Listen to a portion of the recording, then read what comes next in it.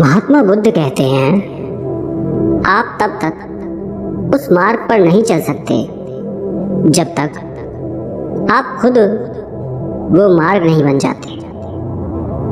लोग सवाल पूछते हैं, मेरा मन नहीं लग रहा, मैं क्या करूं? मैं मन को शांत करना चाहता हूं, एकांत करना चाहता हूं, मन को साधना चाहता हूं, हर तरह के फालतू के विचारों से मुक्ति पाना चाहता हूं, पर मेरा मन कहीं लगता ही नहीं, वो हमेशा भटकता रहता है। आइए एक कहानी के जरिए से हम आपको थोड़ा इसे समझाने की कोशिश करते हैं। एक गुरु अपने शिष्यों को ध्यान साधना सिखा रहे थे।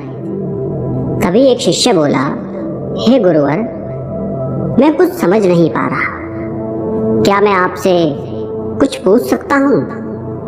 गुरुजी ने कहा, बिल्कुल पूछ सकते हो। शिष्य ने कहा, जैसे मैं पानी पीता हूँ तो मेरी प्यास बुझ जाती है, या कोई भी पानी पीता है तो उसकी प्यास बुझ जाती है, तो ये ध्यान के संबंध में ऐसा क्यों नहीं होता? जब हम आपके कहे अनुसार एक जैसा ध्यान करते हैं तो हम में से कोई पहले तो कोई बाद में तो कोई कभी भी ध्यान की स्थिति को प्राप्त कर ही नहीं पाता। ऐसा क्यों होता है? जैसे पानी से सबकी प्यास बुझ जाती है, वैसे ही ध्यान से सबके ज्ञान चक्षु खुल जाने चाहिए, पर ऐसा नहीं होता है। गुरुजी ने कहा, कल किसी ने भोजन पर हमें आमंत्रित किया है, कल तुम मेरे साथ चलना, मैं तुम्हारे प्रश्नों के उत्तर वहीं दूंगा। अगले दिन दोनों गुरु शिष्य भोजन के लिए एक धनी व्यक्ति के घर पहुंचे। धनी व्यक्ति की पत्नी ने उन्हें भोजन पर बुलाया था। दोनों भोजन करने बैठ जाते हैं। उन्हीं के साथ उस स्त्री का पति भी भोजन करने बैठा हुआ था। उसने अपने सभी नौकरों पर चिल्लाकर कहा कि ये क्या बेकार सा भोजन बना रखा है, इसमें कोई स्वाद नहीं है। वो भोजन की थाली फेंक कर नौकरों से कहता है कि जाओ, दोबारा ढंग का भोजन बना कर लाओ। धनी व्यक्ति की पत्नी ने उन दोनों गुरु शिष्य से क्षमा मांगकर उन्हें भोजन परोसने लगी। दोनों ने भोजन किया। गुरु ने अपनी थाली में 2 रोटी छोड़ दी। गुरु ने उस स्त्री से कहा कि बेटी, क्या तुम मुझे ये 2 रोटी बांध कर दे सकती हो? स्त्री ने उन रोटियों को बांध कर दे दिया। उसके बाद दोनों वहां से निकल गए।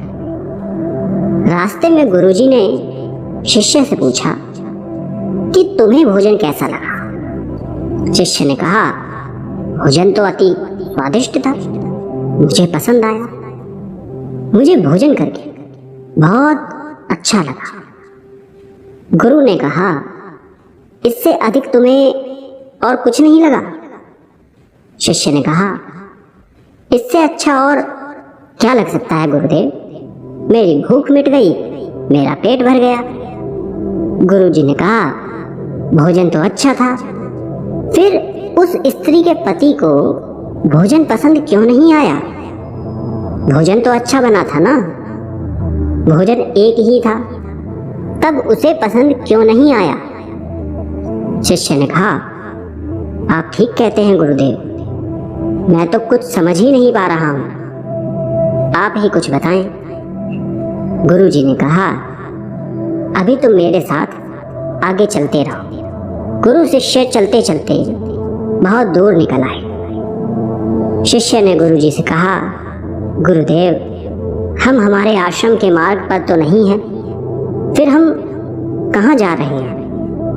गुरु ने कहा, बस चलते रहो, बहुत दूर चलने के बाद एक फटेहाल व्यक्ति गुरुजी के सामने आ गया और उनके चरणों में गिर गया और बोला, हे परमात्मा, मेरी मदद करो। मैं 3 दिन से भूखा हूँ, मैंने कुछ भी नहीं खाया है। आप कृपया कर मुझे कुछ खाने को दें। गुरुजी ने उस व्यक्ति को एक पेड़ के नीचे बिठाया और उन 2 रोटियों को निकाल कर दिया जो उस महिला ने उन्हें बांध के दी थी। रोटियों को देखते ही उस गरीब व्यक्ति की आंखों में चमक आ गई। उसने तुरंत उन 2 रोटियों को लेकर खा लिया। खाते समय उस व्यक्ति की आंखों से आंसू निकल रहे थे। वो रो रहा था और खाता जा रहा था और हाथ से इशारे कर रहा था, जैसे वो किसी अदृश्य शक्ति को कह रहा हो कि तेरा धन्यवाद इस रोटी के लिए। खाने के बाद उसने गुरुजी को प्रणाम किया और धन्यवाद कहा। गुरुजी ने उस व्यक्ति से पूछा कि भोजन का स्वाद कैसा था। उसने कहा, स्वाद तो कहीं था ही नहीं, केवल जीवन था परमात्मा और ईश्वर था। ये रोटियां नहीं थी, ये तो साक्षात जीवन था। ये कहकर वो व्यक्ति वहां से चला गया। गुरु ने शिष्य से कहा, देखो, भोजन वही था, लेकिन एक व्यक्ति को उसमें स्वाद नहीं आता। तुम्हें उसमें स्वाद आया, तुम्हें भोजन पसंद आता है, लेकिन वहीं एक व्यक्ति को इस भोजन में स्वाद नहीं आता, बल्कि वो इसमें ईश्वर, परमेश्वर और जीवन को देख लेता है। इसी से पता चलता है कि व्यक्ति और भोजन की तृप्ति में भी अंतर है। पहले व्यक्ति की इसमें कोई तृप्ति नहीं होती, तुम्हें थोड़ी तृप्ति होती है, और इस व्यक्ति को अनंत तृप्ति होती है। ऐसा ही ध्यान के संबंध में होता है। जिसको जितनी ज्यादा प्यास होती है वो उतनी ही जल्दी मार्ग बना लेता है। उस शिष्य की जिज्ञासा का समाधान हो गया था, उसके प्रश्नों का उत्तर उसे मिल गया था, लेकिन प्रश्न का उत्तर अभी हमारे नहीं मिला। प्रश्न था, मन क्यों नहीं लगता? दोस्तों, जो लग जाए वो मन नहीं है। मन का स्वभाव ही है भागना। जब हमारे पास कोई चीज अत्यधिक होती है तब मन उससे भागने लगता है।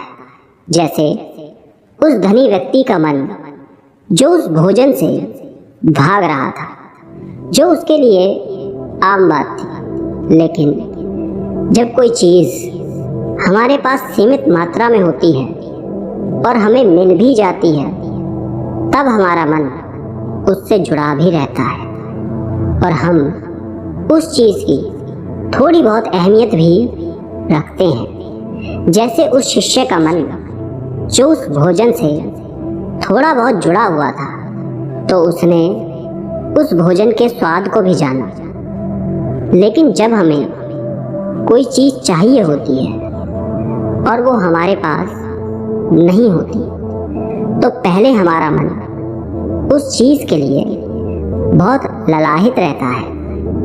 वो हर हाल में उसे पा लेना चाहता है। लेकिन जब कोई चीज प्राणों से जुड़ी हो, जैसे कि वो 2 रोटी, और जब बात प्राणों पर आ जाए, तब मन गायब हो जाता है। तब आप स्वाद नहीं देखते, भोजन का प्रकार नहीं देखते, तब आपको सिर्फ भोजन चाहिए होता है। तब आप एकाग्र हो जाते हैं भोजन के लिए। जो मिले उसी में आपको आनंद आ जाता है। स्वाद हो या ना हो, आपके प्राण अंदर तक उसे स्वीकार कर लेते हैं। और ये तब होता है जब मन नहीं होता।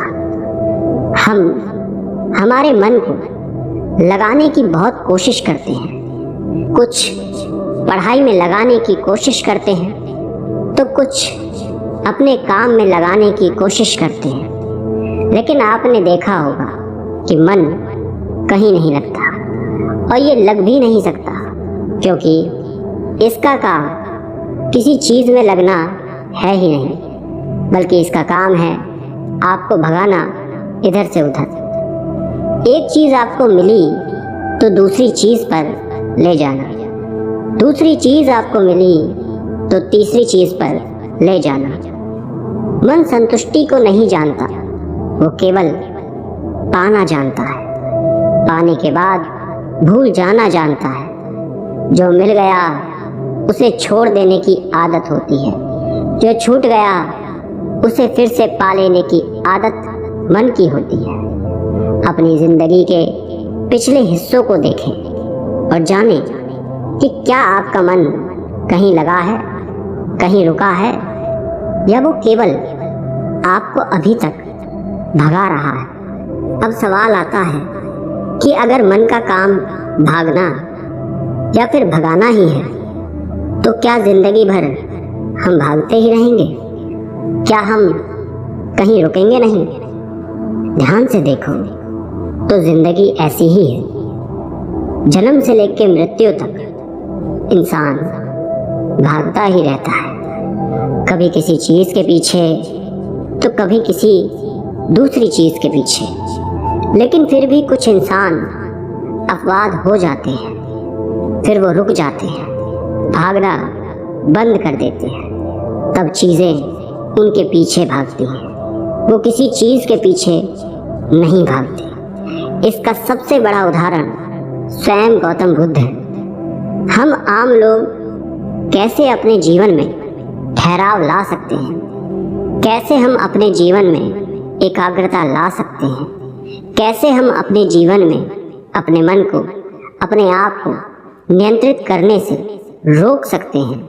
और इसका एक ही रास्ता है, वो है ध्यान। ध्यान व्यवस्था लाता है, मन भागता है। ध्यान ठहराव बुलाता है, मन लालच देता है। ध्यान लालच को देखने की दृष्टि देता है। मन कहता है दूसरी चीज को पकड़ लो। ध्यान कहता है जो मिला है उसे जान लो। ध्यान एकाग्रता लाता है, लेकिन ध्यान को लेकर भी हम भ्रमित रहते हैं। ध्यान का मतलब आंखें बंद कर बैठ जाने को ही समझ लेते हैं। एक छोटी बच्ची बहुत अच्छी बांसुरी बजाती है, और जब वो बांसुरी बजाती है तब उसके सुर में खो जाती है, तब उसका मन गायब हो जाता है। उसके प्राण केवल उस बांसुरी की धुन में ही रम जाते हैं, और यही उसका ध्यान बन जाता है। लेकिन ऐसा इसलिए होता है क्योंकि इस लड़की को उस बांसुरी में रस आता है, आनंद आता है। यही उसकी प्रकृति है। वो वही कर रही है जो वो हो सकती है। एक अध्यापक है, जब वो अपने छात्रों को पढ़ाता है तो उसमें खो जाता है। वो अपने प्राणों से उस पढ़ाने का आनंद लेता है, उसमें रुचि है उसे। यही उसकी प्रकृति है। जब वो पढ़ा रहा होता है तब उसके मन में कोई हलचल नहीं होती। वो तब ना तो भूतकाल की बात सोचता है, न भविष्यकाल की।